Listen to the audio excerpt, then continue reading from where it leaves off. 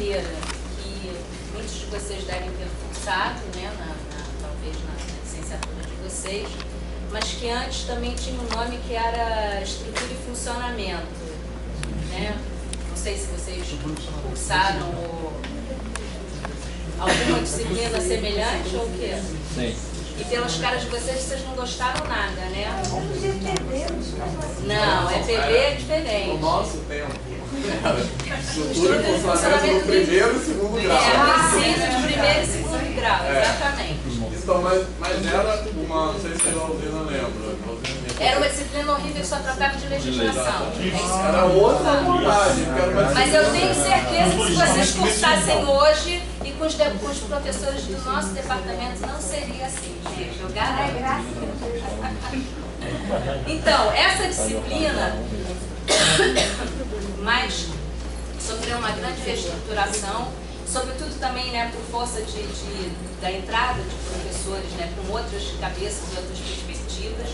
E essa disciplina hoje trata justamente de uma abordagem sobre a educação a partir das políticas educativas, ou entendendo a educação como uma política pública, né, uma política de governo ou do Estado, mas uma política pública na área da educação. E a abordagem peraí, eu esqueci uma coisa, né? Então, tem aqui um script, um roteiro, e tinha aqui o primeiro item que era o agradecimento, e eu nem agradeci. Então, eu queria agradecer ao Vitor o convite por estar aqui e por falar para vocês, e obrigado por vocês terem vindo também. E eu ia perguntar também de onde vocês são e tal, mas o Vitor já falou um pouco, já visitou também, né, onde vocês vêm. E eu também queria dizer que eu estou um pouquinho nervosa, porque eu tenho sempre aquela impressão. Hoje, quando eu estava estruturando tudo isso aqui, né, tinha vários papéis, eu estava pensando assim, o recorte que eu ia fazer, eu estava pensando, mas por que eu estou assim tão nervosa? Eu lembrei, porque assim, a gente tem sempre aquela ideia de que o povo da matemática são os mais inteligentes de todos, né? E eu assim, lidam com aquelas coisas difíceis. Aí eu estava assim... A personalização, concordo. Somos tremendamente modestos. Então eu estava assim... Não, e outra coisa também, gente, assim, eu vou fazer uma pequena confissão aqui, que eu acho que tem uma coisa também meio freudiana, assim, porque eu fiquei lembrando do meu professor de matemática do ensino do segundo grau, assim, né? E eu era... Todos os professores tinham um certo encanto, alguns, né, muitos deles, mas o de matemática tinha um encanto especial e eu não sabia bem por quê, porque nem era assim o mais bonito, nem o mais charmoso, mas eu falei assim, esse cara era por causa da disciplina, né, tem toda aquela... Então isso explica um pouco por que eu estou assim um pouco nervosa, né? Bom, mas então, então assim, o primeiro ponto de partida meu, eu queria falar do ponto de vista, e ainda falando da disciplina da educação brasileira e da educação comparada, então, qual é o ponto de vista, né, que eu quero trazer aqui para vocês? Eu vou fazer um esqueminha aqui muito básico, mas que eu acho que resolve, assim, por algum motivo. Vamos pensar, isso aqui é a escola, tá? Quando eu dou aula lá na graduação, mas na verdade, né, na licenciatura, né, tem toda uma perspectiva de trazer para eles, né, questões sobre a escola, do ponto de vista de alguns temas como a gestão, financiamento, uma parte também da legislação, né, trata-se do enquadramento, do enquadramento legal, né, do espaço também onde a gente pode se movimentar. Então, quando começa a disciplina, né, eu sempre falo para eles que o esforço, né, que a gente tem na educação brasileira não ter um olhar assim, que é um olhar não micro, do ponto de vista do que se passa dentro da sala de aula, porque eu acho que os cursos de formação de professores às vezes também, né, enfatizam demais esse lado, né, assim, tudo muito centrado na sala de aula. E nem tão pouco também só pensar naquelas coisas super macro, né, da superestrutura, Então, que a nossa abordagem é a escola como uma instituição, né, uma organização, e depois essa escola, né, inserida assim, em vários contextos, digamos assim, né? Então, desde o contexto mais local, essa escola é inserida num sistema, em geral no sistema municipal, mas também onde é que ela se encontra no contexto nacional, né? E os vários contextos dos quais ela faz parte. E aí, por outro lado, a educação comparada, que também é uma disciplina, e eu acho uma pena que não seja discussão em formação de professores, é um disciplina só, um curso de pedagogia, aí a gente tende a abordar assim, o contexto mais abrangente, que seria esse contexto transnacional, né? Então, assim, o meu ponto de partida, o meu ponto de vista, né, e é legal a gente sempre dizer isso, né? Um ponto de vista é o quê? É uma vista a partir de um ponto, né? Então eu queria situar bastante aqui, né? Frisar bastante qual é o meu ponto de vista. E, então, no caso, a gente, se estivesse falando aqui, né, das políticas, né, dentro da educação brasileira, seria mais um ponto de vista das políticas nacionais, digamos assim, mas a minha ênfase aqui será mais as políticas desse ponto de vista mais internacional, né? Mas assim, como aqui, né, assim, não estou lidando com alunos, né, nem da licenciatura nem da graduação, né, eu não me proponho a falar das mesmas coisas, né? Na verdade, eu estava pensando mas em trazer para vocês uma série de estudos, de pesquisas, né?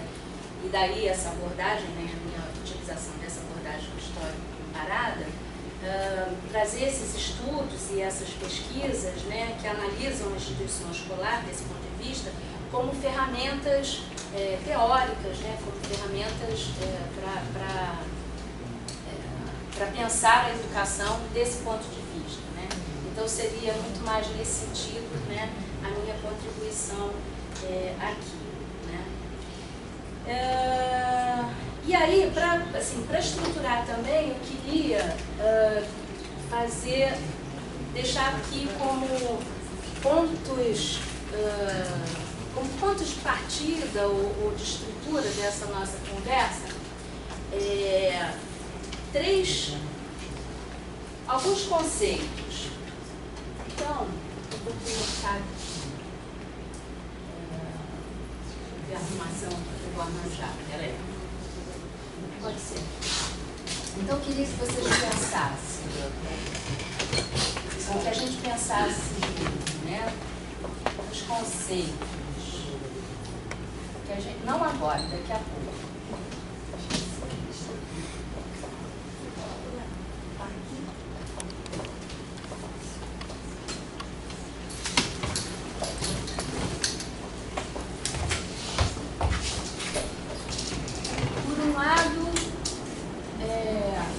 Esses fenômenos, né,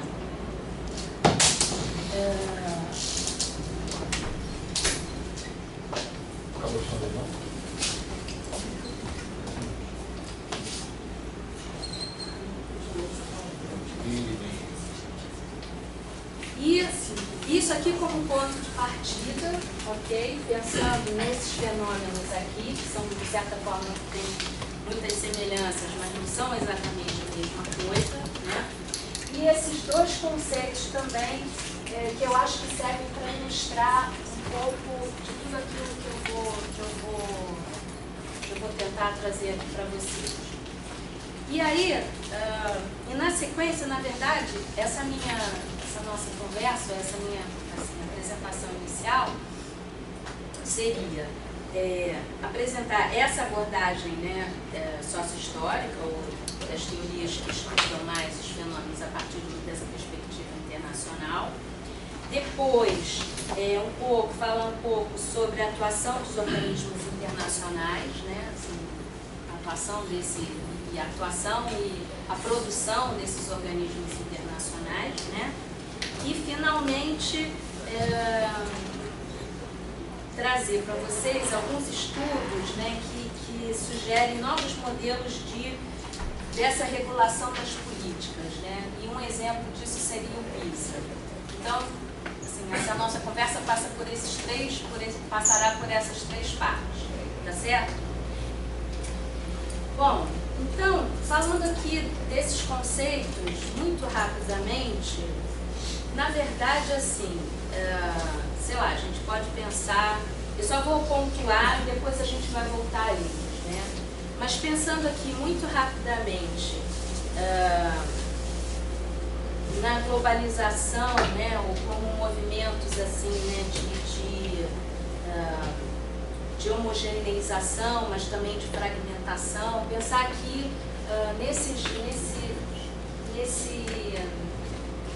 nessa sequência. Eu não gosto de falar em evolução, porque parece, né, uma coisa que vai de um ponto ao outro sem, com essa ideia de progressivismo, né, de progressão, que não é bem isso, né?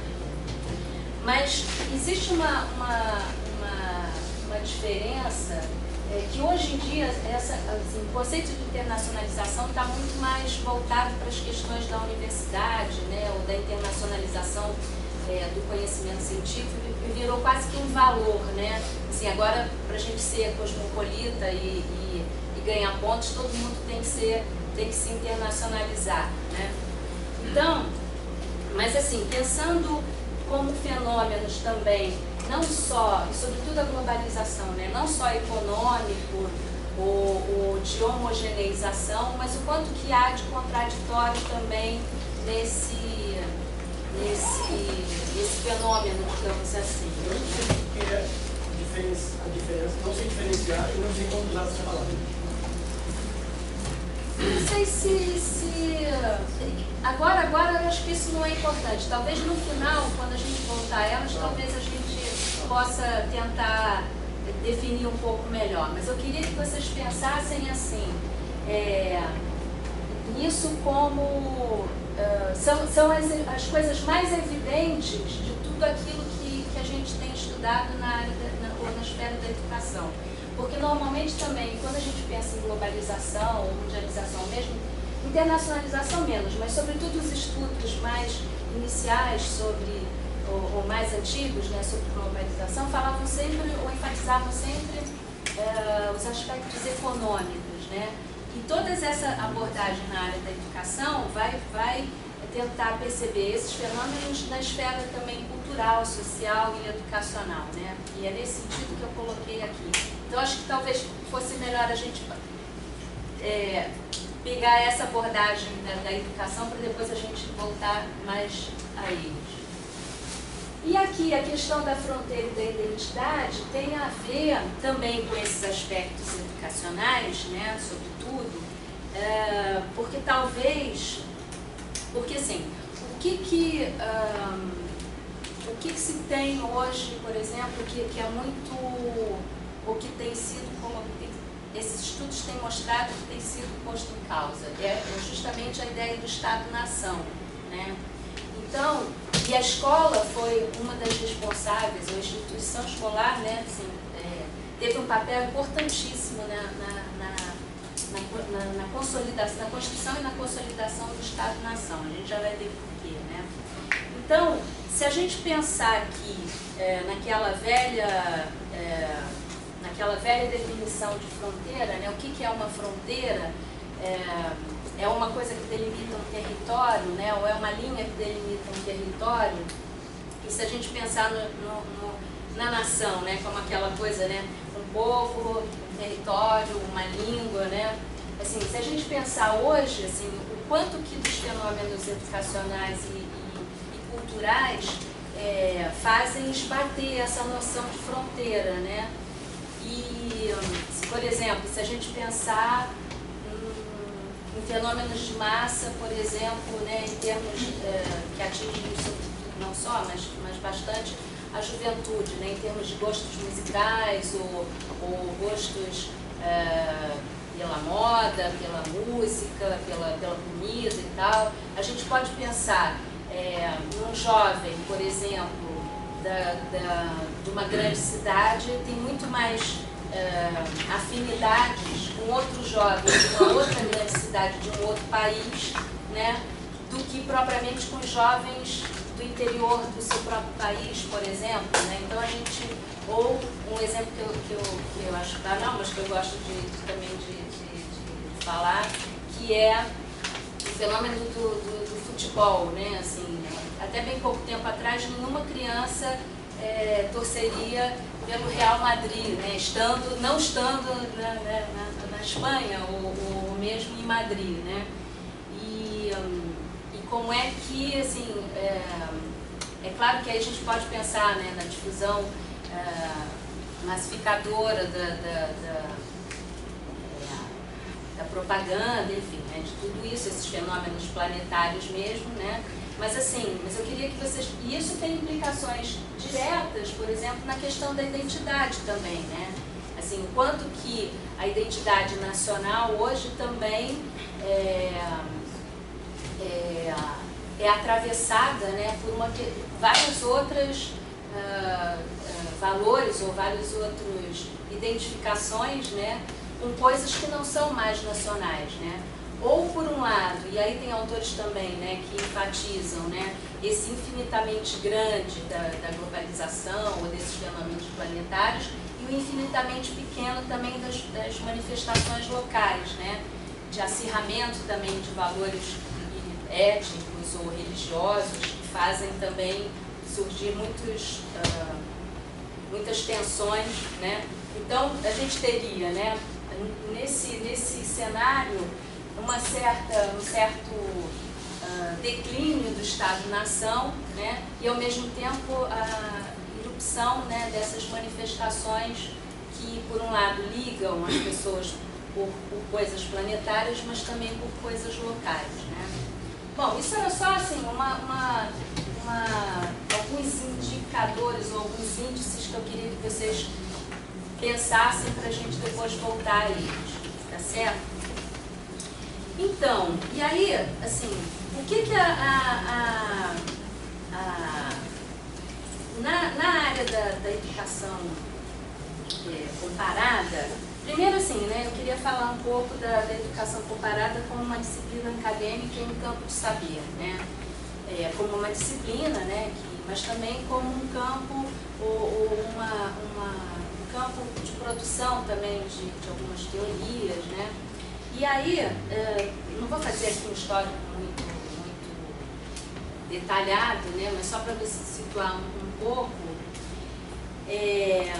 que é um campo que também, né, sofreu uma renovação assim, nas últimas décadas, né, e também, de forma semelhante à estrutura e funcionamento, também ainda bem que teve, né, que progrediu num sentido mais crítico e mais interessante, porque eu estudei pedagogia aqui na UFRJ, né, já há bastante tempo, e quando eu fiz a disciplina era uma chatice também, porque assim, era tipo, a educação na Suécia, a educação no Japão, a educação não sei onde. E essa perspectiva... A minha não saiu do Rio. Hã?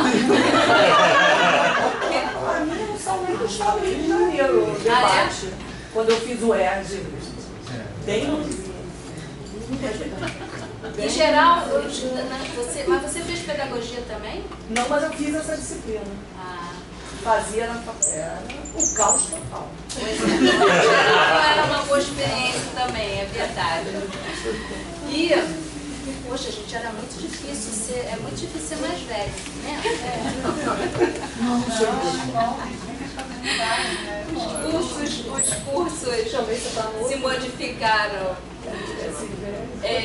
Bom, mas enfim, na educação comparada tinha essa perspectiva assim,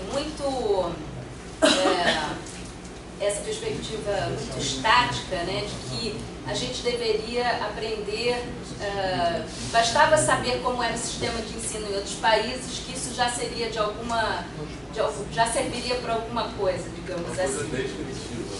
Sim, super descritiva, exatamente. Exatamente como a estrutura se falando. Também, exatamente. Pouco reflexiva e muito descritiva. Exato. Zero de reflexão. Zero. Muito ruim. Era muito ruim. É verdade, eu acredito, porque eu também tive a mesma impressão. Então, dessas perspectivas mais tecnicista, utilitarista, né, assim, no sentido de mera transposição ou replicação de modelos, né, tinha também um objetivo que era estabelecer leis gerais, numa perspectiva até também meio positivista, estabelecer leis gerais que poderiam se aplicar, se fossem seguidas por todos os países, né, seria uma receita que daria certo, essa pretensão. Então, e mais recentemente, né, assim, a gente chega então, depois vocês, eu não fiz isso agora, mas depois eu vou deixar com o Vitor uma bibliografia de todos esses autores que eu for falando aqui. E há um texto super interessante do Nova sobre essa mutação, digamos assim, né, dessas teorias no campo da educação comparada, e é com base nesse texto que eu estou me baseando. Mas eu deixo a referência bibliográfica depois para vocês, se vocês tiverem interesse, né. Mas o que me interessa então agora destacar é exatamente a perspectiva mais recente, que é essa perspectiva sócio-histórica, ou seja, que tenta, ou uma abordagem histórica comparada, né, que tenta refinar essa questão da comparação, fazendo uso também da história, né, fazendo uso, tentando analisar não apenas os sistemas em si, mas como é que aqueles sistemas chegaram a se constituir como tal, né? E não só os sistemas isoladamente, mas também com base em teorias que a gente, né, de forma geral chama as teorias do sistema mundial, essa perspectiva, especificamente na educação, tenta enxergar o fenômeno educacional como um fenômeno também planetário, digamos assim, e que diversos países foram passando pelos mesmos processos ou fenômenos ao longo de um determinado período, né? Então, por exemplo, se a gente pensar que o princípio da educação obrigatória, né, todos os países, desde meados do século XIX até meados do século XX, assim, quase todos os países adotaram nas suas ou constituições ou nas suas legislações o princípio da obrigatoriedade escolar, por exemplo, né? Ou fenômenos, por exemplo, também de massificação da escola, de depois vários países foram também modificando a sua estrutura do ensino secundário a partir do crescimento do ensino primário, enfim. A gente vê que o fenômeno educacional foi sendo o mesmo, não o mesmo totalmente, mas foi sendo muito similar, né, em vários países do mundo. E na verdade, assim,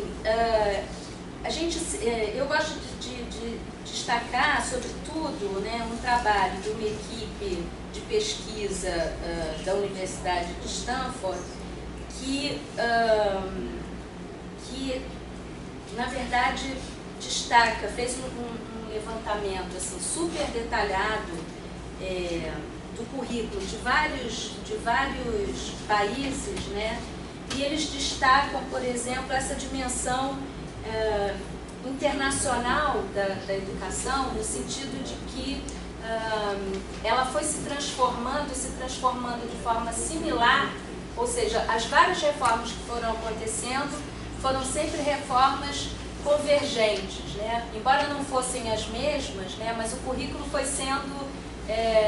E é engraçado isso, porque a gente sempre pensa no currículo como uma coisa muito nacional, né? A gente pensa, bom, é a história, E, no entanto, mesmo que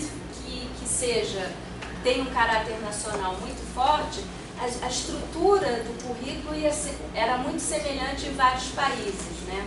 Então, eles destacam, né, assim, eles falam que essa abordagem do sistema mundial chama atenção para essa difusão global, né, de uns modelos estandardizados, né, formatados, né, de organização educacional em todo o mundo, né? Isso é interessante porque também, assim, quando a gente pensa na história da educação, a gente também pensa em fenômenos muito nacionais, né? E quando a gente se dedica a investigar esses fenômenos mais em outros países, você vê o quanto que há questões que não são só nacionais, mas que atravessam diversos outros países. Fala. Quando você diz organização, você quer dizer tipo organizações aqui mais macro, assim, de como são, sei lá, as séries, ou no sentido mais do currículo das disciplinas? O currículo das disciplinas também.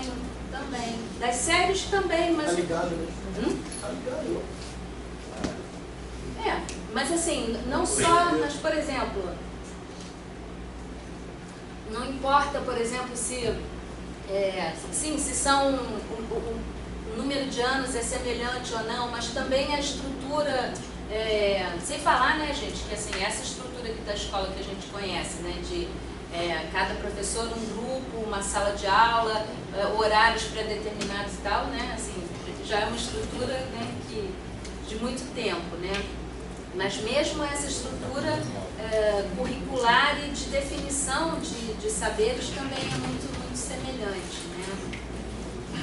E aí é interessante porque assim, esses autores, né, eles vão, na verdade, assim, essas teorias vão buscar lá os trabalhos do Immanuel Wallenstein, que é aquelas coisas do sistema mundial, mas muito focado nas questões econômicas, né, aquela coisa do centro, a periferia, a semiperiferia e tal, mas eles transpõem para a área educacional e cultural, né? E eles falam, por exemplo, né, que as ideologias e os sistemas educacionais modernos, né, nasceram na Europa dos séculos XVIII e XIX e foram ganhando aceitação global, né, sobretudo na segunda metade do século XX. E o sistema mundial não é simplesmente uma coleção de estados-nação envolvidos em relações de troca de mercadorias, mas também um abrangente sistema social de regras institucionais e estruturais, né? E ele chama atenção também que essas problemáticas educativas comuns a vários países, né, parecem ter sido provocadas pelo surgimento de um sistema mundial, não apenas no nível econômico, mas também no da educação e da cultura. Então é interessante a gente pensar, né, que normalmente a gente, quando pensa em globalização, pensa só mais nas questões econômicas, né, mas se a gente também voltar o nosso olhar para as questões culturais, sociais e educacionais, também a gente vai encontrar esse mesmo padrão, né? Mas isso que eu entendi. Essas coisas aconteceram ao mesmo tempo? Essa questão de uma educação, um modelo de educação global aconteceu ao mesmo tempo do modelo cultural e econômico? Para a gente é mais natural pensar no cultural e econômico do que no educacional. Pensar primeiro, eu acho que antes. Pensar antes, assim, porque a gente consegue, eu ouço música do mundo inteiro e, sei lá, eu consigo comprar coisas do mundo inteiro, mas eu não sei se eu consigo estudar coisas do mundo inteiro. Essa que é a grande questão. Mas aí não é uma questão de você individualmente, mas assim, mas o quanto que... Primeiro que eu acho que a gente tem uma formação que é muito forte da gente sempre pensar que a economia é o motor que move tudo, né? Uhum.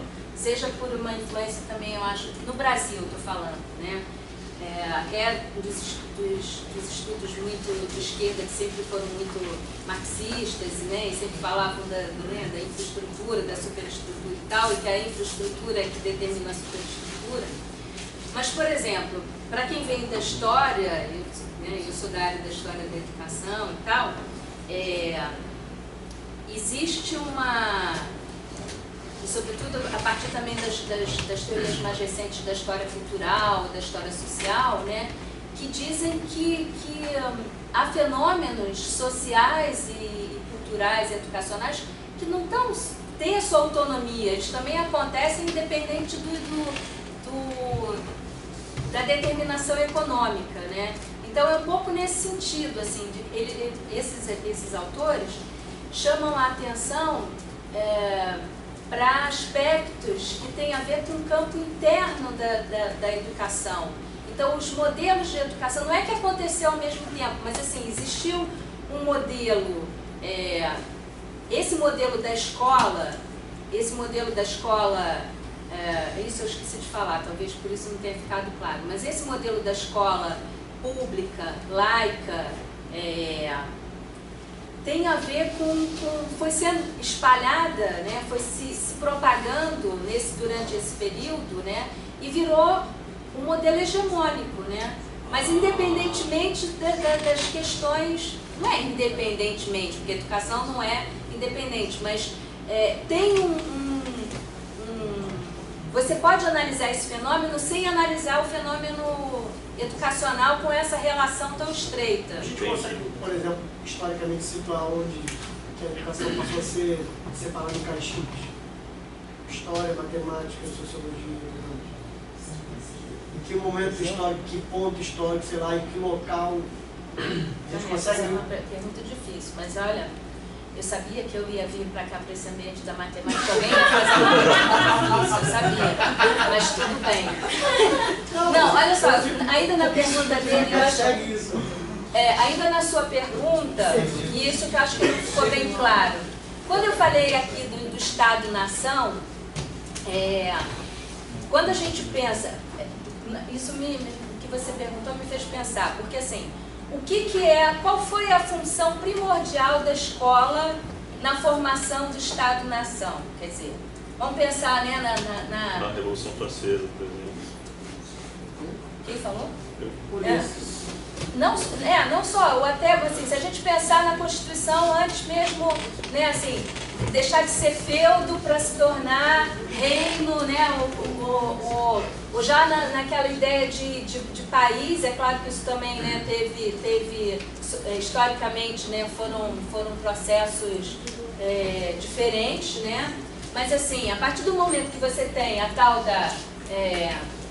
de uma fronteira, né, o que é o Estado-nação, né? É um país delimitado por uma fronteira, um povo, ainda que... mas qual é o fator de unidade desse Estado-nação? Sobretudo a língua, uma língua e uma história, né? Não sei se foi nessa hora que começou a caixinha, mas que a história começou aqui, a história como disciplina. Por quê? Porque a história precisava inventar uma história de país, né? Então a história nasce também com a função de criar, né? Os feitos nacionais, os heróis, os monumentos, né? Criar uma história, que não era mais a história Mas com o intuito de criar um sentimento, né? Sim, claro. E quem é, por excelência, qual é a instituição que vai cuidar de introduzir as novas gerações nessa língua e nessa história? É a escola, né? Então a escola tem um papel preponderante, muito importante na criação do Estado-nação. Então não é à toa também que hoje em dia, né, se a gente pensa que o Estado-nação, por aqueles fenômenos, né, os maiores e os menores, esse Estado-nação está sendo avançado, né? É natural também que a escola também seja atravessada por essas questões, né? Seja pelas questões da fronteira, da identidade, mas ainda, não sei se agora com isso ficou mais claro, assim, essa ideia de que, então a gente pode analisar o fenômeno escolar, né, esse fenômeno da propagação, da difusão desse modelo de escola. Quando eu não estou falando de educação em geral, estou falando de um determinado modelo de escola que tem a ver com ensinar uma determinada língua, né, ensinar uma história, que é uma história pátria, né? Sei lá, se a gente pensar, por exemplo, na França, ou países como a França, como a Espanha, né? A França tinha um monte de dialetos, cada região da França falava uma língua ou um dialeto diferente, né? A partir do momento que a escola é a instituição oficial, né, de socialização do povo, né, da socialização dos jovens, né, no país, né, assim, a criança se chegasse na escola falando o dialeto que ela falava na sua casa, levava palmatoado. Não, aqui você tem que falar francês, né? Não é falar a língua que você fala em casa, né? Então, é nesse sentido que a gente pode pensar, e é esse sentido que esses pesquisadores enfatizam para a propagação e a difusão desse modelo, que é um modelo que se tornou hegemônico, né? Não existe espaço escolar. Hã? Que não era esse. Existiam os espaços escolares que não era esse. Sim, existiam outros espaços escolares, mas a partir, mesmo outros espaços de educação. Mas aqui a gente está falando dessa escola pública, gratuita, laica, né? Assim, escola para todos, né? Esse modelo, que aliás virou o modelo, né? Hoje em dia a gente tem até dificuldade, né, em pensar numa outro modelo de escola, né? Virou o modelo, né? Um modelo único e possível, né? Então, mas eu não sei, essa coisa quando virou assim essas caixinhas, se calhar já nesse período, a partir do momento que você tem, né, que formatar, né? Claro. Aqui todo mundo pode falar. Eu estava lendo um livro sobre... Eu tenho bastante matemática, história de matemática no Brasil. E tem um livro chamado A Matemática e o Positivismo no Brasil. E ele faz uma descrição do processo de como a matemática é implantada no Brasil a partir de uma estrutura positivista. Lá entra por intermédio dos... Quem é o autor? Disso é Minas Gerais. Tá? Tá chegando um outro para mim, que acabou de chegar para vocês. Quem é o autor? É um nome, é Dirce, não sei o que, tá? Não sei se o meu nome é Dirce. E quando ela começa a descrever no metade do livro a descrição do que é o positivismo, fica bem distinto dentro do positivismo o encaixe dos quadradinhos das disciplinas. Tá? Se você pensar que a educação, quando o Estado é feito, mais do que isso, quando você tem um sistema industrial sendo feito, você vai ter a necessidade de uma subjetividade para a criação do homem que vive em cidade, porque quando se trabalhava no campo, no início da construção da cidade, você tinha a educação feita pelo artesão, pelos grupos de artesãos, né, que vai formar. Agora, quando você chega na cidade, você precisa de um homem capaz de viver na cidade, um homem capaz de conviver nesse espaço. Isso começa a gerar a chamada subjetividade moderna. Nós estamos na construção da subjetividade pós-moderna. Dentro desse contexto, eu creio muito que essa divisão se dá pela especialização do conhecimento a partir do próprio positivismo. Porque se você tem um professor ensinando todas as disciplinas, você não precisa de divisão. Agora, se você tem diversos professores, porque ele gerou uma especialização, agora nós temos que dividir isso em disciplinas. Aí é engraçado até falar, porque, por exemplo, a estrutura que a gente tem hoje de lugar sentado, isso é uma estrutura católica. Que é quebrada quando você tem agora o Estado se colocando como laico. A partir desse momento, quebra-se a educação, porque eu preciso de uma subjetividade que impõe ao homem a condição de ser, não necessariamente vinculado à igreja. Não, mas essas coisas são muito ligadas. Para mim, o positivismo é a chave de entender por que no momento que é virado. Mas eu acho interessante você falar isso, porque assim, mesmo quando a escola se forma laica, ela continua mantendo a estrutura religiosa, ela nunca abandonou, né? É por causa do modelo, né? O modelo de escola. Efetivamente ela funciona. É. Um professor com 50 pessoas, professor civil, né? Todo mundo sentado um atrás do outro, é a formação do corpus docere. Sim. Né? Que você vai tendo isso aí, isso a igreja é maravilhosa, desculpa quem é católico, mas ele inventou a culpa. Culpa é a invenção da igreja católica, que a escola fez o favor de perdurar. A culpa? Quem? Ah, sim, mas a estrutura do Estado cristão da igreja, né? A igreja católica surge antes, mas a igreja como Estado é uma coisa mais forte. O próprio Estado é ela que determina se o cara é rei ou não é. Tá? Quando você tem a formação do Estado Nacional, quem diz se o cara é rei é uma igreja. A igreja católica diz não. Aí os ingleses falam assim, não, Se não posso, vou criar uma outra igreja chamada anglicanismo, porque eu não quero saber se Roma vai mandar dizer se eu sou ou não. A briga está feita. E coloca o rei como líder da igreja. Ah? E coloca o rei como líder da igreja. Ele coloca o rei como líder da igreja. Então, esperto. Agora nós vamos ter o seguinte, vamos criar uma educação? Vamos. Mas os reinos todos foram construídos nessa área. Foi? Daí ela chama da universalização que surge da própria igreja. É uma estrutura. Não, é se você pensar na estrutura que a Igreja Católica, né, inventou para a escola, depois a escola, mesmo a escola laica, vai dar continuidade, né? Vai dar continuidade. Isso a gente O não... modelo, inclusive, que ele falou, Sim. de disposição entre Física. física, o ícone sendo um professor, né, todo mundo guiando o olhar ali, o professor. Eles não podem. Exato, não. As E escolas são mesmo... construídas ainda nesse Alguém gostaria de fazer mais alguma observação assim, sobre essa coisa da propagação ou da difusão desse modelo de escola?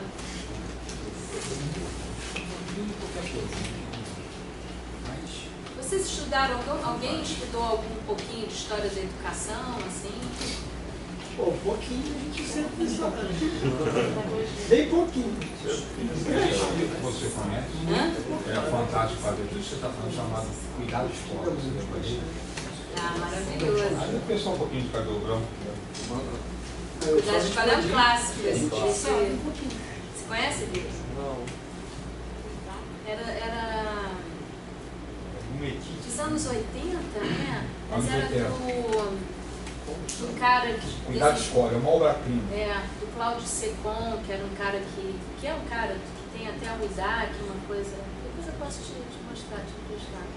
Foi um livro que marcou Ele muito... é cartunista, né? Foi Não foi do Basquim? Talvez. Acho que ele Que é um livro assim, num formato grande, Isso. todo em quadrinhos. Isso, é muito legal. Eu tenho esse livro. E hoje em dia ele está esgotado, só se encontra em sebos, né? Assim, e era um livro... Capa vermelha. Eu tenho, acho que o meu não está emprestado, não. Acho que está comigo.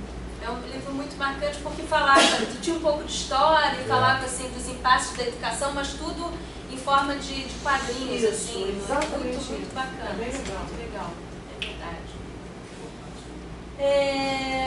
Bom, então vamos caminhar aqui, vamos continuar.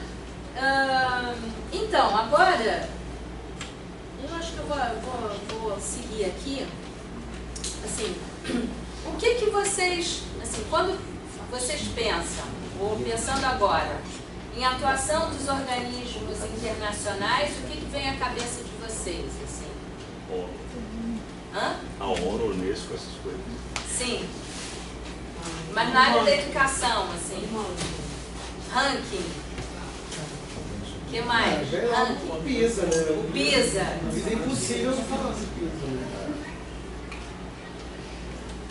E todo mundo aqui conhece o PISA? Ah, sim. A reunião de 94, lá. Também, né, gente? Sendo a matemática, se vocês não conhecessem o PISA, realmente aí era ruim, né? Esses organismos internacionais me lembram muito a maquiagem, sabe? O governo maquia muitos dados, maquia muito, porque para receber as verbas do lado do Banco Mundial, do banco não sei o quê, do banco isso, É o que a gente do banco fala da aquilo. conformidade com a questão Não, é muita mundialização. maquiagem mesmo. A gente aqui no Rio, quem trabalha na rede estadual, a gente teve um fantástico, uma subida incrível para o Enem, de penúltimo para segundo lugar, terceiro Agora lugar, esse ano, né? sem melhorar a escola, sem nada. Mas é simples, né? Você tirou 90% das pessoas Uma que fazem coisa prova, assim eles não fazem nada. fantástica. Assim, esse tipo de... Porque quando se pensa em indicadores, é nisso que se vê, né? Você quer números, né? Você quer uma melhoria em ranking. Então, assim... Para Mas a quem questão está na base mesmo... Por que isso virou uma questão também tão o ranking, né? Por que o ranking virou uma questão tão importante também, né? Bom, pelo lado do Estado é questão do dinheiro mesmo. É dinheiro. Nós vamos dar um determinado BID, Banco Mundial, Banco de não sei o quê. Vai aumentar a quantidade de repasses. Mas não só, né? Mas, por não exemplo, só. se você pensar no PISA, né? O PISA não tem esse... Não só, mas tem a questão do status, né? Pois é. Tem a questão do status. E que tem a ver com a questão cultural, né, inserida. Por exemplo, eu agora vou participar. Eu agora vou participar da Olimpíada. PISA? Não, peraí, só um minuto. Não, mas o PISA não. Onde o Brasil se comprometeu a participar disso. Não, do PISA não. O PISA é outro acordo. É outra. É a OCDE. É a Champions League, é outra coisa.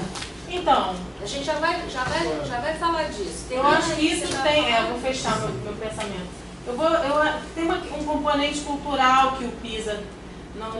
Eu acho um pouco. Claro que os nossos resultados são tão absurdamente ruins que a gente tem que levar em consideração de alguma forma. Mas não da maneira como o jornal coloca, né? É sensacionalista demais. Sim, Porque comparar o Brasil com a Finlândia eu acho uma coisa um pouco. Muito embora a gente esteja atrás do Azerbaijão. Não é isso que eu estou defendendo aqui. Mas isso tem a ver com a cultura. No Brasil é bonito você não gostar de matemática. É bonito você detestar matemática. É lindo. Eu sou de humanas. Professor. Mas eu também. Não, mas é ciências desumanas, né? E aí eu vou participar agora como voluntária da Olimpíada Internacional de Matemática. E aí todos os times que estão chegando são da Coreia, são do não sei onde, é da, sei lá, seja de onde for o time, é internacional. Tem times internacionais de adolescentes do mundo todo para participar de uma Olimpíada, só que é de matemática. Vem de outros. Agora em julho. É porque vai ser no Brasil, normalmente é a primeira vez no Brasil. Só que não importa de onde vem o time. O time é sempre indiano. O time da África do Sul, um monte de indiano. O time é seja de onde for. Porque a matemática é uma instituição nacional ainda. Caso do Ramanuja. Também. Um matemático. O Ramanuja. Mas antes do Ramanuja, né? Eles criaram o zero. Os números que a gente usa são criação deles. Embora os árabes tenham dado uma... Existe uma cultura. E aqui no Brasil não. Aqui no Brasil o aluno já se apresenta para você falando que eu sou de humanas, eu não gosto. Então, a gente tem que ver. Do tipo, nossa, você é tão legal, como que você faz matemática? Não é? Ai, que horror isso. Sério, do estágio. Nossa, professora, se ela parece professora de história, nem parece. Nem parece. Você não se veste como alguém de matemática. Isso aí eu sei. Você total de Isso é um estereótipo horrível, né? horrível. Mas eu vou usar a menina saber do segundo. Agora, uma coisa também, gente, assim, que a gente pode pensar é também o quanto que o ensino da matemática também afasta as pessoas, né? Eu sei que todos vocês aqui que estão fazendo mestrado em ensino da matemática são atentos a isso. Agora, talvez haja muitos professores que não tenham essa preocupação e que as crianças, assim, existe sim, né? Uma coisa cultural que você está falando. Tem que olhar. Mas existe uma dificuldade. Acho que não se pode botar as coisas na caixinha, nas caixinhas. Exatamente. Mas, por exemplo, existe uma dificuldade. Eu sou uma traumatizada com a matemática. Mais uma. Mas assim, eu não. Professor. Hã? Apesar daquele Mas assim, pois é uma questão que eu não resolvi ainda.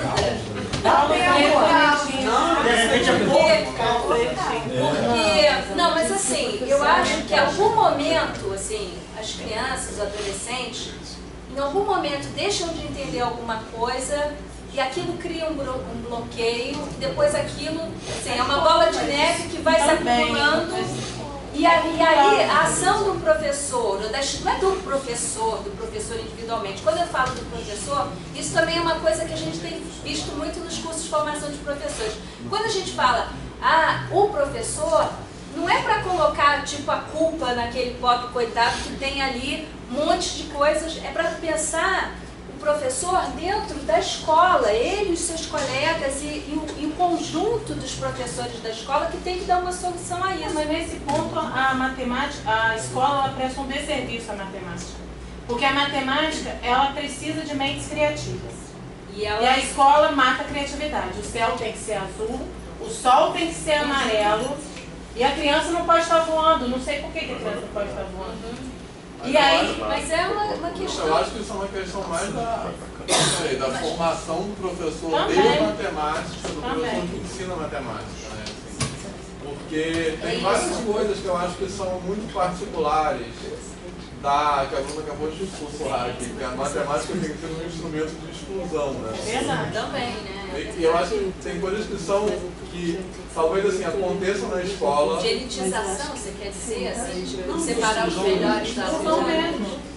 Não sei nem se separar os melhores, mas discute, você não diz que você não é capaz. Não é pra você. Ninguém é rotulado.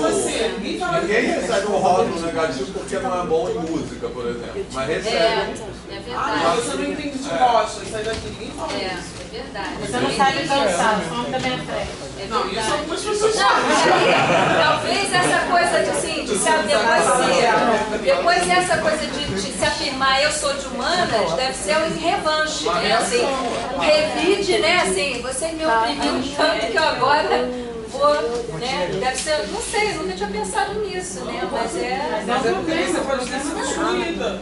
Exato. Eu diria que grande parte do meu, eu tenho pensado nisso, grande parte do meu trabalho como professor na graduação nos alunos de licenciatura é desconstruir essa visão da matemática com essa... Sim. Que é uma coisa que alguns professores assim, se apropriam disso como instrumento. Eu vou te dar 0 na prova. Instrumento de poder. Gente, eu faço isso e tento fazer isso também, olha só. Não. Eu dou aula na licenciatura e eu tenho gostado muito de dar aula na licenciatura, porque assim, eu tenho alunos, eu dou aula no prédio da Letras, mas tenho alunos de todos os cursos. Então tem da física, da matemática, da biologia. E aí, mas claro, né, os da letras ou das ciências sociais têm um pouco esse discurso, assim, não, porque formar o aluno crítico, eu já fico irritada, né, porque eu acho que formar já é crítico, não precisa formar o aluno crítico. Se você formar o aluno, ele já será crítico, né. Mas assim, e tem que ter sociologia, ou tem que ter... Eu falei, mas não pode ser crítico com a matemática ou com a física? Quem é que disse que... Assim, e é muito essa divisão na própria universidade, né? Se você estuda, se você quer ser crítico, você vai para as ciências sociais. Se você quer ser um alienado, vai estudar matemática ou física. Ou na hora de ensinar os alunos a matemática e a física, e eu instigo eles assim, eu digo, não, isso não existe essa divisão, né? Ou essa divisão exatamente entre as ciências duras e as ciências moles, ou as ciências, né? Humanas e as ciências desumanas. A gente não pode cair nessa dicotomia, né? Eu concordo plenamente, mas acho que culturalmente essa visão é incorporada dentro da unidade de matemática dele. A matemática da escola é alienante muitas vezes. Sim. Obviamente, eu acho assim embaixo exatamente o que você falou, que ser crítico é uma coisa que não está sendo problematizada. Indissociável. Isso, processo de formação. Porém, a matemática é colocada de uma maneira que não é crítica, portanto não é educacional, digamos assim, que se reduz a você repetir procedimento. E isso é valorizado, porque isso é tido como uma coisa difícil. Você fazer, logo, se é uma coisa difícil, separa os inteligentes dos inteligentes. O fetiche do ensino de matemática na escola é esse. A nossa Tem que ser completamente desconstruída. A nossa crise está ali, para mim. Porque a gente tem uma crise de identidade. Você pergunta para o professor de matemática, ele diz que é exato. De exato, professor. O professor de exato sustentar, já vi isso nele. Então, é isso que eu estou falando. Porque na formação inicial, também é incutido culturalmente, se ele faz mesmo licenciatura, que para mim, é isso eu que vejo como área de humanas que está mexendo com formação humana, você é tido como de exatas. Ou seja, você tem, o próprio professor assume que ele tem o mesmo status de um bacharel. Ele é matemático. Você chega nas escolas e pergunta, não, a matemática dele, pergunta ele. Ele é matemático, ele é professor de matemática. Você assume isso. Você, enquanto professor de matemática, muitos assumem essa condição. Sim, e eles classificam os alunos assim também, não são só os alunos que fazem isso. Você vê muito, eu vi muito isso no estágio, o professor falando assim, não, agora pro pessoal aí da Humanas, presta atenção aqui, que não sei o que, agora ó, esse aqui é o macete pro pessoal da Humanas. Tipo assim, e no sentido de desvalorizar o aluno que por um acaso não quer fazer algo voltado para exatas ou simplesmente às vezes não tem aptidão para aquilo. E realmente tem essa ideia de que se você sabe matemática, você é muito inteligente. Sabe, você, os adolescentes, enfim, que eu convivo, chamam de cabeção. Você é o cabeção. Ah, você é muito cabeção. Eu falei, gente, para, menos. Porque, tipo assim, tem essa ideia de que, porque você sabe muito, porque você sabe matemática. Tipo, é como algo que separa os divisores de água. Exatamente, de quem é burro e quem é inteligente. E tem muito uma coisa cultural assim, que eu vou dizer que é uma palavra forte que eu vou usar, que é uma contaminação, vou dizer assim, de coisas que são visões da matemática epistemológicas que já são erradas e que se contaminam o ensino de matemática. Tipo assim, a visão que a matemática é uma ciência do certo e do errado. Isso contamina o ensino e coloca o erro num lugar equivocado no ensino de matemática. Não há lugar para o erro no ensino de matemática. Não, é algo a ser demonizado. Exato. O erro não é uma coisa que é vista como... É verdade, gente. Nunca tinha pensado nisso. E essa visão, ela já é errada no campo epistemológico da matemática, porque qualquer área do conhecimento se produz a partir do erro. Mas há essa visão, senso comum, digamos assim, e essa visão não só é errada no campo epistemológico, quando ela contamina o ensino da disciplina. Eu acho que é uma série de coisas assim. Por isso que eu acho que a matemática tem uma coisa particular na escola, entendeu? Nesse sentido. Historicamente falando. Não, e não é à toa que assim, a matemática é um desses, voltando aqui, é o carro-chefe do PISA também, né? Assim, por que esse predomínio, né, assim, exatamente da língua e da língua materna, né, e da matemática nessa prova, que é a prova supostamente mais capaz de medir no mundo todo. É quem seleciona se está bem ou não. Tem um poder incrível, né? E exatamente... Então, uma coisa que eu queria assim, trazer para vocês também há uma série de estudos também, assim, agora mais recentes, sobre o PISA como um instrumento... Cadê meu papel? Como um instrumento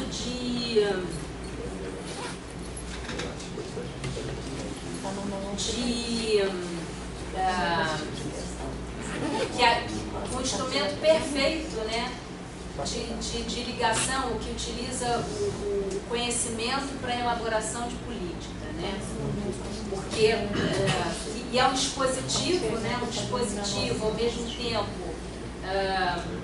que legitima a adoção de determinadas políticas, né, e ao mesmo tempo e supostamente seria uma coisa interessante, porque seria uma política com base no conhecimento, né, uma política, quando eu digo política pública, né, uma política mas não, ou de governo, né, mas que também serve para a política, muitas vezes, justificar várias coisas a partir desse dispositivo, desse conhecimento, né? Então, e também produz conhecimento, né? E o PISA tem um poder imenso, né? Se a gente pensar, por exemplo, o PISA, ninguém é obrigado a participar do PISA, né? O PISA começou por ser, e é interessante também a gente pensar que foi um instrumento elaborado, né, assim, numa organização econômica, né, porque a OCDE é uma organização econômica, né? Como é que isso também está associado, né, desde o final do século XIX, né, com aqueles discursos de que a educação é sinônimo de progresso, como é que isso ainda é também o mesmo discurso, a mesma ênfase, né? Então, e ao mesmo tempo, como que, sem ser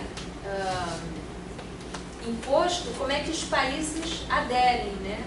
Eu tinha um índice aqui de, sei lá, da edição de 2009, tinham sido 71 países participaram do PISA, sendo que 41 nem eram da OCDE. Então, não só os países que pertencem à OCDE, mas vários outros, né? E o PISA tem uma estrutura, é uma mega estrutura, né? Então, para o país participar, tem que montar uma própria estrutura no seu próprio país, né? Em geral ligada ao Ministério. É uma estrutura cara, é uma estrutura muito técnica, né? E, no entanto, por questões, né, de querer fazer parte dessa comunidade imaginada dos países, né, mais avançados, todo mundo, ainda que esteja nos piores lugares, é melhor estar lá do que não estar. Esse também é um fenômeno interessante assim, para a gente pensar, né? E como é que o PISA tem servido para legitimar os discursos políticos, né? Mas não só os discursos políticos, mas os discursos na própria, nesse senso comum do que deve ser a educação, nesse sentido, por exemplo, né, de subsidiar, às vezes, matérias como da Veja, né, tipo, comparando... Eu não sei se vocês acompanhavam, mas, por exemplo, a capa da Veja, antes de haver todas essas questões políticas, uma né? excelente publicação, totalmente idônea. Isenta, né? Então, as capas da Veja, antes de ter essas capas agora mais recentes, era assim, tipo, era cíclico, assim. A educação... antes da Finlândia, não. Antes da Finlândia era, sei lá, na Suécia. Depois os tigres asiáticos. Depois a Singapura, né? Assim, você vai colecionando assim, as matérias da Veja na última década e você vê que era cíclico. Cada vez havia sempre um país a ser... Agora é a Finlândia. O país a ser copiado é a Finlândia, né? Mas sem nenhuma conexão, sem perceber qual é o processo histórico da Finlândia, né? Qual é o contexto cultural, social, né? Porque isso tem a ver com big business, né? É um grande negócio, a educação é um grande negócio. Sim, e agora... As fundações são muito interessadas. O objetivo da educação comparada, não sei se eu entendi muito bem, mas também não é esse, é você... verificar as características de cada sistema educacional, de cada país em especial. Acredito eu, como eu associei meio que a globalização, você pega o estudo dos países mais desenvolvidos e tenta exportar isso para os menos desenvolvidos. A educação, nesse caso, a educação comparada não é meio que uma forçação de barra também para você assumir sistemas educacionais fora do teu contexto? Não. Não, justamente, então, a educação comparada em momentos mais remotos tinha essa perspectiva, né? Tinha essa perspectiva de uma mera descrição dos sistemas em outros países e a tentativa de, bom, se a gente conhecer bem o sistema de ensino naquele país, a gente pode fazer algo semelhante. Mas mais recentemente não, assim, os teóricos da educação comparada mais recentes, né, não alinham mais nessa perspectiva e ao contrário, tem uma perspectiva de tentar perceber esses fenômenos sem a necessidade de copiar ou tentando perceber o contexto mais histórico, né, tentando perceber a que ponto, de que maneira que esses países chegaram a essa formulação, a sua própria formulação. Mais recentemente não tem essa perspectiva, não. É até um pouco ao contrário disso, né? Não tem essa perspectiva tão direta de cópia e de submeter o menos desenvolvido ao mais desenvolvido. Não tem. O que mais, gente? Mais questões? Agora eu perdi um dos meus papéis, não estou encontrando. Mas...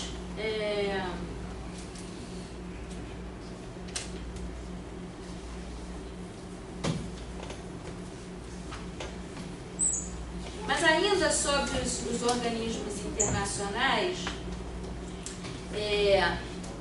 existe não só, o PISA é só um exemplo, né?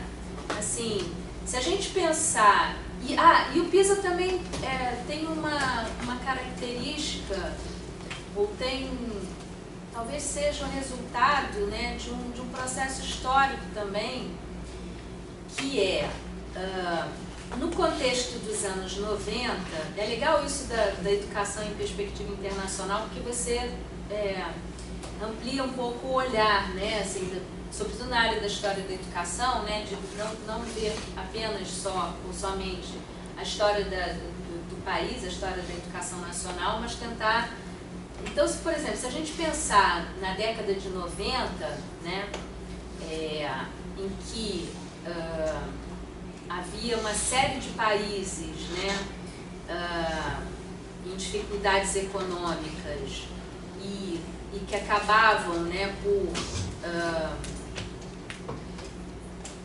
tomar empréstimos do Banco Mundial, do FMI e tal, e isso fez com que, quer dizer, no começo da década de 90 que a gente tem a ascensão e a disseminação também de uma agenda neoliberal muito forte, né? No Brasil e não só, né? Mas se a gente também pensar que isso determinou uma série de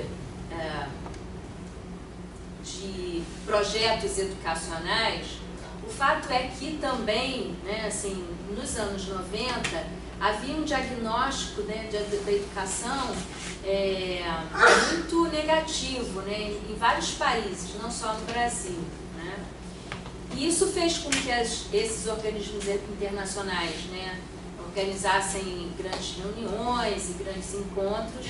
E aí a gente tem, por um lado, né, o fortalecimento dessas instâncias internacionais, tipo a Unesco, alguém aqui já falou, né, mas também a produção de determinados documentos que saíam dessas reuniões, né? E a gente, na área da história da educação, gosta de falar, por exemplo, de um documento que saiu de uma reunião que foi na Tailândia no ano de 1990, né? Deixa eu olhar aqui.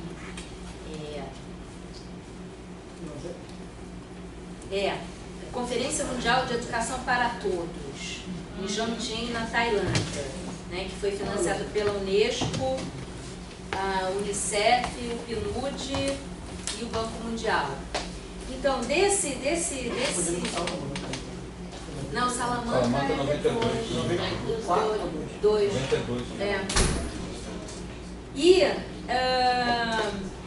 E depois, assim, vários documentos, né, por exemplo, houve também... então a gente tem, por um lado, a atuação desses organismos internacionais, a elaboração de determinados documentos que vão também se disseminar, né, digamos assim. Mas, por exemplo, nesse da Tailândia, né, participaram governos, agências internacionais, ONGs, associações profissionais, e 155 governos subscreveram essa declaração. Não é pouca coisa, né, gente? Assim, e isso inaugura, de certa forma, essa necessidade do diagnóstico da educação, e isso inaugura também o fenômeno das... nessa fase que começa e depois se intensifica os fenômenos de avaliação em grande escala, né? E a gente muda totalmente o paradigma, né, da avaliação do aluno, a avaliação que antes, né, era do desempenho ou da avaliação da aprendizagem, para passar a ser a avaliação do sistema, né? São duas coisas diferentes. Sim, são duas coisas diferentes, mas antes você não tinha isso da avaliação do sistema, né? É nesse sentido. A outra continua, mas esse mega esquema de grandes avaliações são avaliações que visam avaliar o sistema e não mais o desempenho do aluno, ou por meio da avaliação do aluno, avaliar o sistema, né? Mas isso é uma coisa que antes não existia, começa nos anos 90, né? E que vai crescendo, né, a ponto de hoje ser também um instrumento para elaboração de políticas muito forte, né? Eu particularmente defendo o ambiente ser contra, tá? Eu dou sérias dores de cabeça se você começar a querer discutir comigo a questão da identidade. Eu tenho um seríssimo problema com essa questão de desaparecer idioma, desaparecer cultura, eu tenho muitos problemas. No Brasil, por exemplo, ninguém sabe que existem idiomas falados exclusivamente no Brasil, como o Nhancatô, que ainda é dito, ainda é falado no norte de Manaus, da Amazônia, que é um idioma nacional. A destruição de cultura, para mim, é um genocídio, uma coisa pecaminosa. Agora, se você fala numa avaliação, num sistema educacional que vai ter 20 milhões de pessoas, você precisa de uma forma de avaliar como isso está funcionando. Ah, não, cada um fala o que quer, como assim? Não, faz um grupo aqui, faz, como assim? Os sistemas de avaliações de larga escala, aí eu estudei isso, trabalhei aqui na minha área de avaliação, tá? Eles propiciam um monte de vantagens. Quando começa na década de 90, pensa numa coisa que é séria, a questão dos computadores. A criação da TRI, que existe teoria da resposta ao índice, que começa a ser pensado no início do século XX, tem um grande fomento na década de 60, mas não tem equipamento para rodar um troço daquele. E vira matrizes gigantescas. Hoje a TRI é rodada num computador em cima de uma mesa. Tá? Aí o que acontece? Uma das grandes vantagens é que os índices, não estou falando que ele não tenha se que mexer, tá? Mas o índice já é uma coisa fantástica graças à TRI, que é a série histórica. A TRI permite que você compare grupos diferentes com provas diferentes sendo aplicadas, o que dá uma série histórica de evolução, se a educação está melhorando ou não. Tá certo? Porque provas abertas não dá. Aí eu defendo bastante. Agora, como se desdobra, por exemplo, a devolutiva? Alguém que sabe, já abriu por acaso? Demora pra caramba. Mas vocês já abriram o site da devolutiva do Enem? Isso é... Não, o SAEB, vocês foram pegar a devolutiva? Não, ninguém pega, inclusive ninguém sabe que essa porcaria existe. Mas esse eu sei que existe, mas nunca a gente chegou no meu. O problema é como isso retorna à sala de aula, que não tem acontecido. Não é destruir o sistema de avaliação do sistema. É como fazer isso, colocar isso a favor da sala de aula. Mas quando eu dava aula no terceiro ano, eu dava 70 aulas por semana para sobreviver. Então é meio complicado você abrir um calhamaço devolutivo, que hora? Mas olha só, mas também não, a questão cultural, acho que olha só, gente, mesmo se tivesse a devolutiva eu vejo mais assim como um instrumento para elaboração de propostas. E da escola, né? Eu acho que eu reconheço que são mecanismos importantes, mas todos ainda estão muito presos ao diagnóstico. Olha só, eu só... Constata. Mas e aí, o que a gente faz com isso para ele impactar a formação de professores e a prática? Quando faz errado, porque faz de cima para baixo. Olha só, não é só a formação, mas, por exemplo, também, voltar para os professores que estão lá, né? Assim, também, voltar para a escola. A formação e a prática. Isso não é só para o professor, assim. Mas não existe essa cultura de parar a escola, porque a escola é vista. E construir vista como o que as avaliações trazem. Essa é a questão. O professor tem que estar em sala de aula, tomando conta de alunos. Não existe essa cultura de parar a aula. Ninguém conseguiu dar conta. Eu posso falar de outra ideia? Peraí, gente, olha, 10 de cada vez, tá? Ô Leandro, assim, a minha crítica, eu concordo plenamente com você, mas a minha crítica é o seguinte: quando você coloca a avaliação como um número, você simplesmente parte do pressuposto que aquilo é uma coisa isenta. Mas quando na verdade não é isento. Existe todo um objetivo por trás daquela avaliação e por causa daquele número, entendeu? E eu adoro a ideia de ter uma avaliação de larga escala, mas eu gostaria que as pessoas deixassem claro quais são os seus objetivos políticos quando eles propõem aquelas coisas. Mas e se a gente põe... Pois é, então qual é? Não sei. Não, olha só, mas o objetivo, se você... Vamos pensar ao contrário, olha só. Você pode pensar, eu sei que assim, os professores têm muita resistência, não só resistência, muitas... não é resistência, muitas críticas em relação a essa avaliação externa. Mas se você pensar ao contrário, assim, que não é uma interferência no trabalho do professor, mas é um indicador de transparência do que acontece na escola para a sociedade. Porque assim, se você está numa instituição pública, você tem que ter um mínimo de transparência do que ocorre naquilo para a sociedade, para os pais, né, assim, se você pensar, eu acho que a coisa da avaliação em larga escala, ou da avaliação externa, é um pouco como, há uma imagem que eu acho meio trágica, mas assim, é tipo abrir a caixa preta da escola, porque e a gente só abre a caixa preta quando uma coisa ruim acontece, né? Por isso que eu acho uma coisa meio mórbida. Mas peraí, se você pensar, assim, não é possível, assim, se você vê que a escola, assim, a escola ou as escolas, se você percebe, se você hoje constata, né, que as crianças podem passar 4 anos numa escola, e saírem de lá sem saber ler ou escrever, algo de muito ruim está acontecendo, gente. E não é, assim, você falar com o professor, olha, você tem que melhorar, não sei o que, você tem que mostrar, trazer uma visibilidade a isso, para você tentar mudar isso. Porque é uma catástrofe, não é um avião que caiu, mas é, assim, uma série, não é uma ou outra, são várias crianças, ou que passam muito tempo na escola e não aprendem, ou que saem rápido da escola, não sei. Há uma série de coisas. Se você pensar como uma coisa que é para um indicador de transparência, você muda um pouco o foco. Não é só uma interferência, mas é uma maneira de mostrar também o que se passa lá dentro. Eu concordo com você, mas a minha crítica é a seguinte: se é um indicador de transparência, por que eu não posso ajudar a criar esse indicador? Já que esse indicador vai me avaliar. Entendeu? Por que eu não posso ajudar a criar esse indicador? Porque eu não posso construir esse indicador junto. Por que eu não posso participar? Porque eu não sou ouvido. É porque os meus saberes de experiência e de prática, eles são subutilizados, eles são considerados que são inferiores. As minhas experiências como uma pessoa que é capaz de poder fazer essa transformação, elas são desconsideradas. E por elas serem desconsideradas, eu não me sinto representado por essa avaliação. Mas você diz mesmo na elaboração da prova? Na elaboração dos critérios, por que os professores não são ouvidos? E isso, para mim, é uma questão política mesmo. Não ouvir os professores é desconsiderar os saberes desses professores como saberes que são importantes para serem considerados, inclusive, nessa caixa preta que está sendo aberta aí.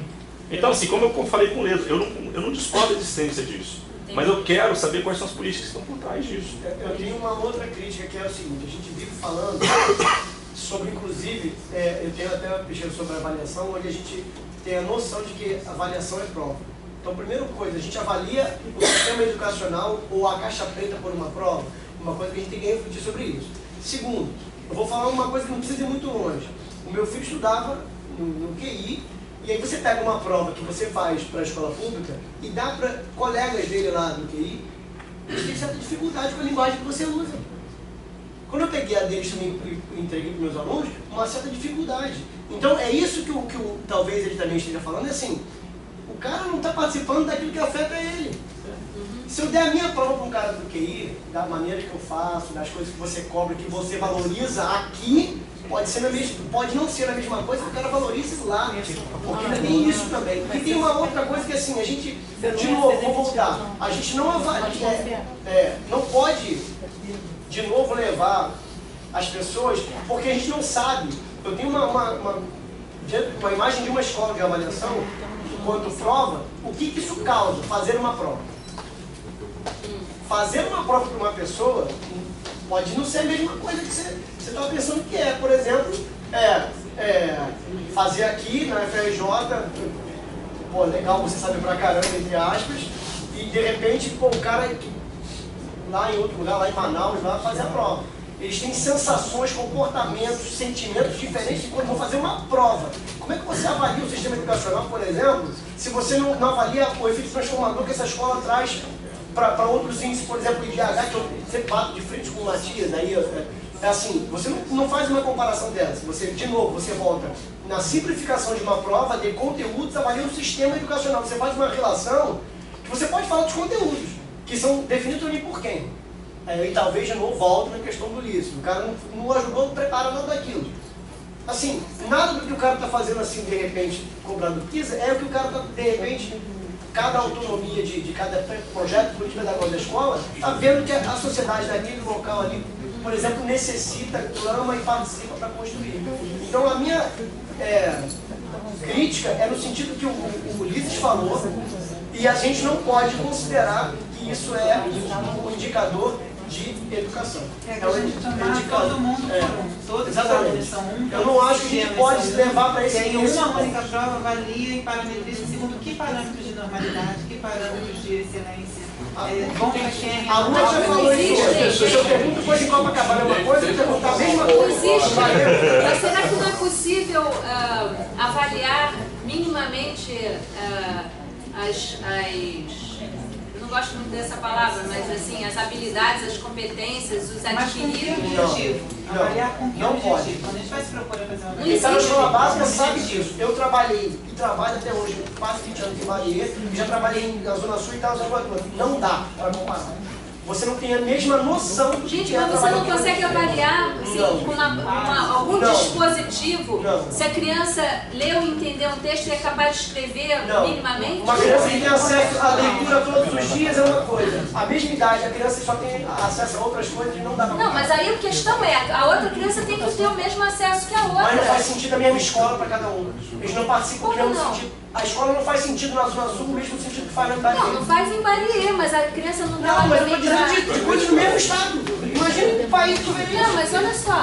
Você não acha que a criança de Bahia tem que ter o mesmo acesso à mesma coisa? Tem que ter o mesmo acesso, mas é de você poder comparar. De que o da Zona Sul é melhor, que de Bahia é ruim. A comparação que a gente está fazendo é outra. Em vez de repente, eu acho que tem que ter e vamos dar para ter outros parâmetros. Mas não são parametrizados. São ditados. Tem muita coisa, Ana, muita coisa. Não dá mesmo para comparar. E eu dei aula em cursinho e tal, não dá, não tem nem comparação uma coisa com a outra. São habilidades que são incomparáveis. Porque os mundos são diferentes, os significados de cada coisa são diferentes. Muito diferentes. Eu morei no Pará, morei em Altamira. Imagina você vai dar aula em Altamira, fala isso há 20 anos. Falar de escada rolante para um moleque que nunca viu escada rolante na vida. Para falar de geometria, falar de triângulo, mas lembra, a escada rolante faz assim e tal. Não faz sentido nenhum. Imagina como é que você vai criar uma habilidade do cara imaginar uma coisa. É igual o hoje estava falando sobre pesquisa. Você vai pesquisar uma coisa que você nunca soube que existe. Vou procurar o quê? Não, peraí, vou procurar que pelo menos ouvir falar. Agora o cara que nunca ouviu, como é que você vai comparar? Não, a escada rolante realmente. Quem está na escola básica, ótimo, mas... infelizmente, eu tenho que dizer, a nossa crítica parte por tudo que o Ulisses falou. Eu acho que o ponto central é o que o Ulisses falou. O cara, ele é excluído de participar da produção de qualquer coisa.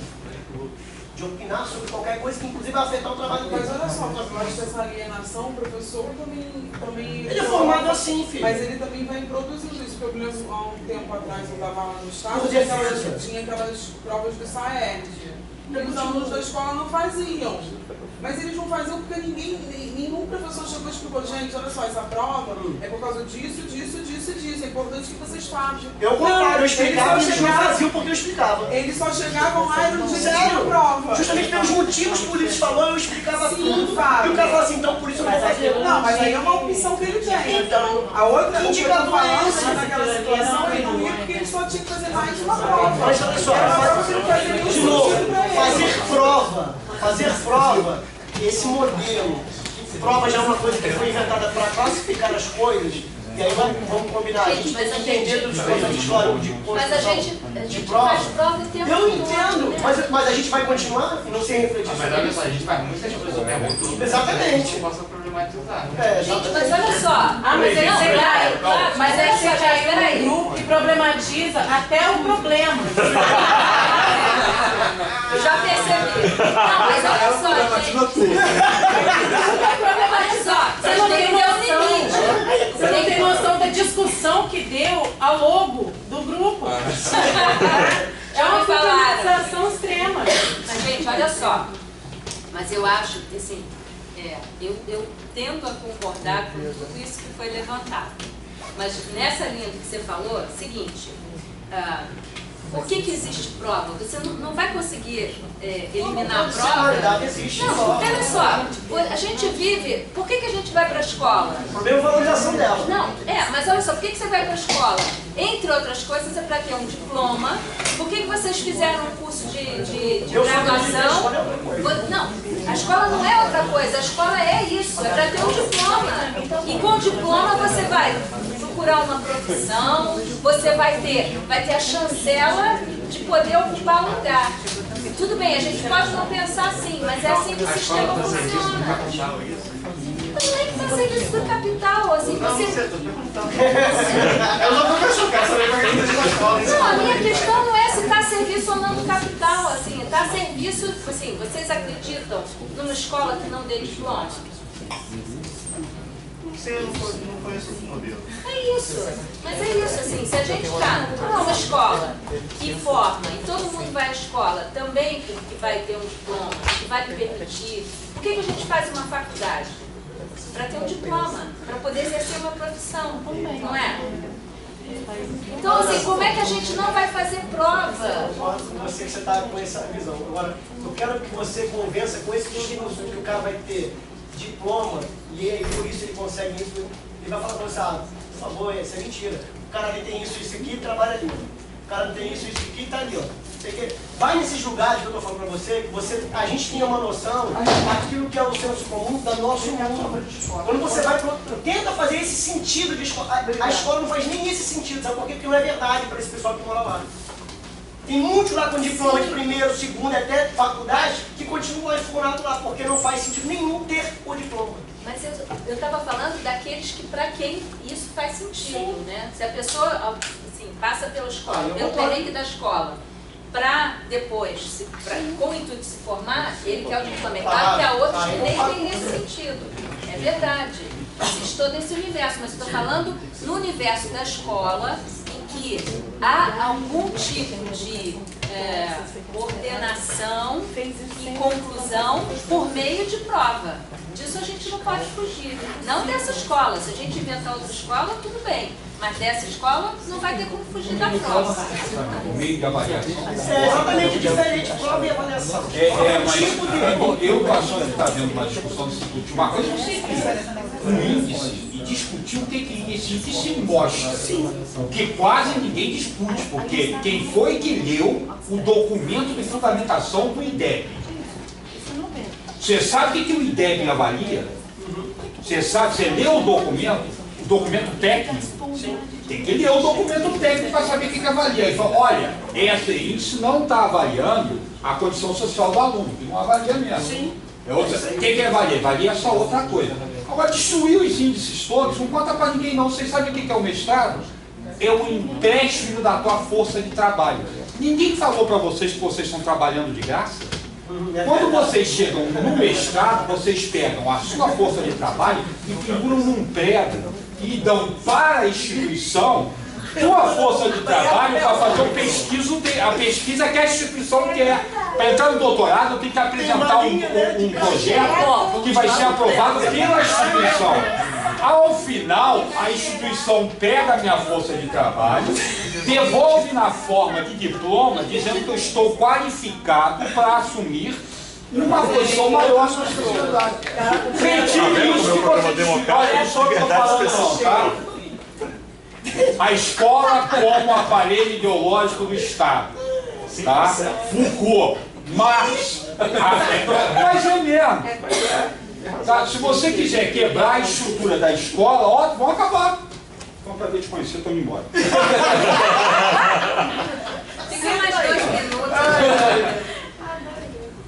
Está dentro do sistema, a mamãe dele falou isso. Os ânimos aqui são agitados mesmo. Não, não estou achando nada agitado, estou achando animado. Não é agitado. Não, o pessoal aqui só tá no choque. Tô achando de passar você correndo daqui a pouco. Às vezes é o quê? Uma banda de só você ir correndo daqui a pouco. Sai correndo não. Não. Eu gosto de correr. Tá. Agora deixa ela falar um pouquinho. Gente, agora eu nem sei mais o que eu vou falar. Vocês subverteram tudo que eu ia apresentar. Eles são subversivos, né? Vocês são. Já pensou a gente fazer uma excursão planalto, essa galera aqui? Hoje, invertem o Temer. Poxa! A gente está tentando, tá fora. A gente trabalha na Encolha, mas trabalha. Então, gente, não sei, assim, eu acho que, assim, das coisas que eu tinha separado aqui para falar, eu acho que eu falei fundamental, assim. Claro que eu não tinha pretensão de aprofundar, assim, muito dessas coisas, que são coisas também muito vastas, né? Então, era mais mesmo para dar os indicadores, né? Assim, algumas pistas nesses estudos. Depois eu deixo com o Vitor, assim, a bibliografia que eu usei nessas minhas notas e tal. E se vocês depois quiserem continuar alguma discussão, a gente pode continuar de forma mais aprofundada. Mas por acaso eu tenho um texto aqui, já que você provocou e disse que não tem problemas com esse negócio da identidade, não sei o quê. Tem um texto aqui de um cara que fala justamente sobre o fim da história. Não o fim da história no Fukuyama, mas o fim da história como disciplina, o fim que eu acho que é interessante, você pode gostar, assim, que ao mesmo tempo ele fala esse de Stanford, né, o Maia, ele diz que a gente estaria numa tendência, né, de tanta globalização, que ele acha que os currículos vão se modificar totalmente, então a gente poderia, por exemplo, abdicar da história pátria, só estudar coisas, questões, por exemplo, de ecologia ou de problemas que atingem todo o planeta e não mais coisas específicas. É muito interessante, assim. É meio delirante, mas é bem interessante. Eu deixo para você depois. Também é problematizador, como vocês gostam. Eu mando para você para depois mandar para ele. Então, obrigado.